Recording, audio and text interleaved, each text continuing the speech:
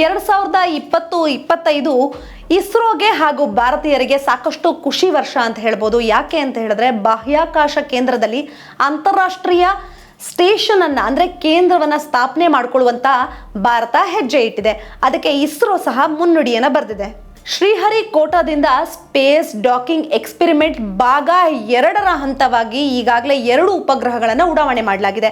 ಇದರ ಪ್ರಯೋಜನವೇನು, ಇದರಿಂದ ಭಾರತೀಯರಾಗುವಂತಹ ಲಾಭವಾದ್ರೂ ಏನು, ಬಾಹ್ಯಾಕಾಶದಲ್ಲಿ ಇದು ಹೇಗೆ ಮೈಲುಗಲ್ಲಾಗುತ್ತೆ ಅನ್ನೋದನ್ನ ತಿಳಿಬೇಕಿದೆ.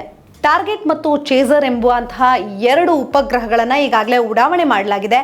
ಇದು ಟಾರ್ಗೆಟ್ ಮತ್ತು ಚೇಸರ್ ರೀತಿಯೇ ಇದೆ. ಯಾಕೆ ಅಂತ ಹೇಳಿದ್ರೆ ಅಂತಾರಾಷ್ಟ್ರೀಯ ಬಾಹ್ಯಾಕಾಶ ಸ್ಪೇಸ್ ಕೇಂದ್ರದಲ್ಲಿ ಭಾರತಕ್ಕೆ ಇದು ಒಂದು ದೊಡ್ಡ ಮೈಲಿಗಲ್ಲಾಗಲಿದೆ.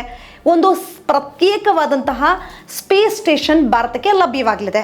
ಇನ್ನು ಇದರ ಪ್ರಯೋಜನವೇನು ಅಂತ ನೋಡೋದಾದ್ರೆ 2 ಅಂಶಗಳನ್ನು ಗಮನಿಸಬಹುದಾಗಿದೆ. ಅಂತಾರಾಷ್ಟ್ರೀಯ ಬಾಹ್ಯಾಕಾಶ ಕೇಂದ್ರವಾಗಿ ಇದನ್ನ ಬಳಕೆ ಮಾಡ್ಕೋಬಹುದು. ಚಂದ್ರಯಾನ 4ರಲ್ಲಿ ಇದನ್ನ ಬಳಕೆ ಮಾಡ್ಕೋಬಹುದು. ಅಷ್ಟೇ ಅಲ್ಲ, ಬಾಹ್ಯಾಕಾಶಕ್ಕೆ ಭಾರತೀಯ ವತಿಯಿಂದ ಹೋಗುವಂತಹ ಎಲ್ಲ ನೌಕೆಗಳನ್ನು ಸಾಕಷ್ಟು ಬಳಕೆ ಮಾಡ್ಕೊಡೋದಕ್ಕೆ ಇದು ಅವಕಾಶ ಮಾಡಿಕೊಡುತ್ತೆ. ಇನ್ನು ಈ ಕೇಂದ್ರದಲ್ಲಿ ಗಗನಯಾತ್ರಿಗಳು ಡಾಕಿಂಗ್ ಮತ್ತು ಆನ್ ಡಾಕಿಂಗ್ನ ಪರಿಣಿತಿಯನ್ನು ಪಡೆಯಬಹುದಾಗಿದೆ. ಆ ಪರಿಣಿತಿಯನ್ನು ಮತ್ತಷ್ಟು ಪಡೆಯೋದಕ್ಕೆ ಸಾಕಷ್ಟು ಸಮಯಾವಕಾಶ ಸಹ ಸಿಗುತ್ತೆ. ಅದನ್ನು ಬಳಕೆ ಸಹ ಮಾಡ್ಕೋಬೋದಾಗಿದೆ. ಮುಖ್ಯವಾಗಿ ಮಾನವ ಸಹಿತ ಅಂತರಿಕ್ಷ ಬಾಹ್ಯಾಕಾಶ ಪ್ರಯಾಣಕ್ಕೆ ಇದು ಉಪಯೋಗ ಆಗುತ್ತೆ.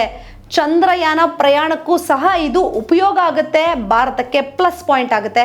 ಹಾಗಾಗಿ ಈ ಯಾವ ಉಡಾವಣೆಯಾಗಿದೆ, ರಾಕೆಟ್ ಉಡಾವಣೆಯಾಗಿದೆ, ಅದು ಯಶಸ್ವಿಯಾಗಲಿ. ಇದು ಮೊದಲ ಹಂತದ ಯಶಸ್ವಿಯನ್ನು ಉಡಾವಣೆ ಮೂಲಕ ತೋರಿದೆ. ಹಾಗಾಗಿ ಇಸ್ರೋ ಮತ್ತೊಂದು 2020-25ರಲ್ಲಿ ಹೊಸ ದಾಖಲೆ ಬರುವುದರಲ್ಲಿ ಯಶಸ್ವಿಯಾಗಿದೆ.